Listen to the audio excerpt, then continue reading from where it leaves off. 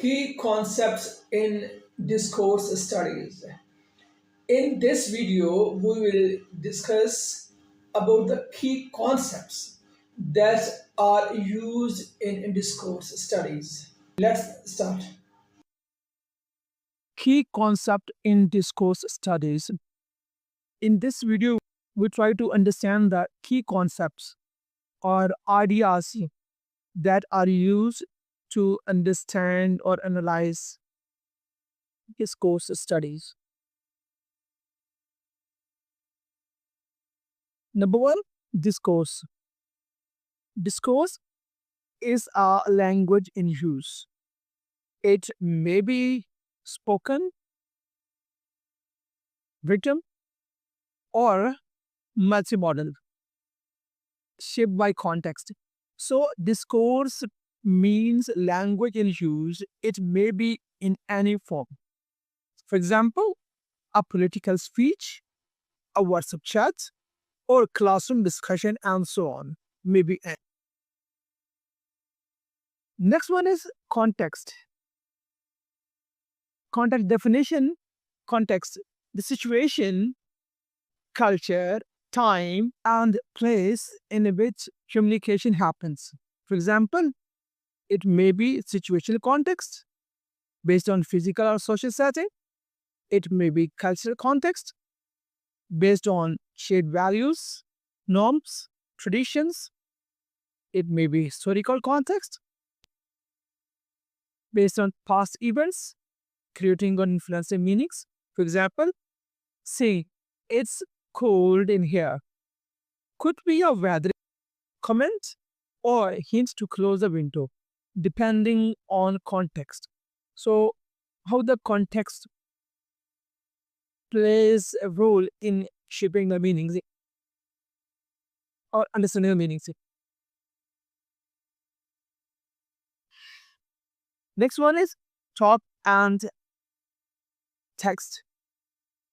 Text mean it may be any written form of text, like example, like article, email, and so on. And when to put oral or spoken text, it may be conversation, lecture, or discussion, and so on. Example, a news article about climate change. This is a form of text versus a podcast discussion on climate change. This is a kind of talk. So you're talking podcast or you are taking a news article. So news article is from text, whereas podcast is a form of talk. Cohesion and coherence. Cohesion means how sentences are linked by grammar and vocabulary using different forms. Coherence, the logical flow of ideas that makes a text meaningful. For example, Ali Ali bought a book. He liked it. So he is referring to Ali. This is coherent how things are interlinked. And coherence, the sentence makes a sense together in context. So to understand what kind of book this is, why he liked it, who is Ali, we need to know context. So coherent are the meanings that created it by linking it with context, whereas coherence means the meanings that are created by linking text with the context. Speech actions are performed through language. So, for example, maybe a sentence stating the facts. For example, the sky is blue. It may be directive, requesting something. Please open the door. It may be expressive, showing some feelings. I'm sorry. It may be commissive, making some promise. I will help you tomorrow. Declarative, changing reality. I now pronounce you married. So these are this another concept used in discourse studies. Power and ideology. How language reflects and shapes social power relations and beliefs. For example, media headlines. that are framed to present migrants as invaders or newcomers. So, what is meant by these terms? Why these terms are used? The word why invader has been used instead of newcomers. So, this relates to power and ideology. Genre. Conversational forms of discourse with specific purposes and structure. So, different forms of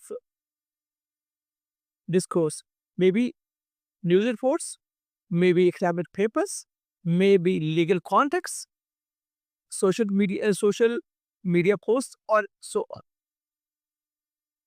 Next one is intertextuality. It's referring text within text. To use one text to refer another text. For example, in a newspaper, editorial referring a famous speech, a meme based on a movies. So in a paper, and one text is referring to another text. This is called intertextuality. Multimodality. Discourse that combines language with images, sounds, gestures, and other moves. For example, in YouTube videos,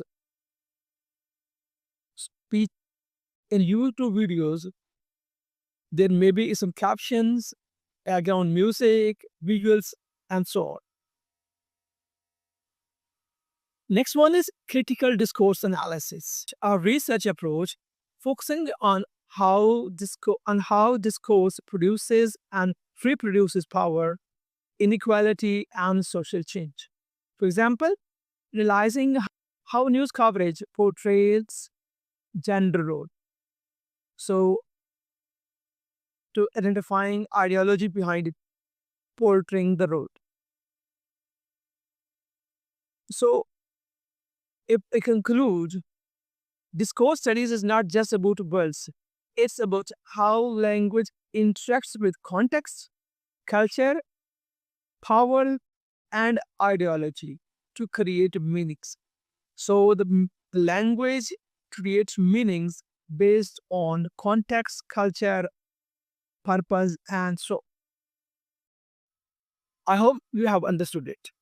If you are new on the channel, please don't forget to subscribe the channel and like the video. If you get something or if you like it, please share with us. Thank you. Take care.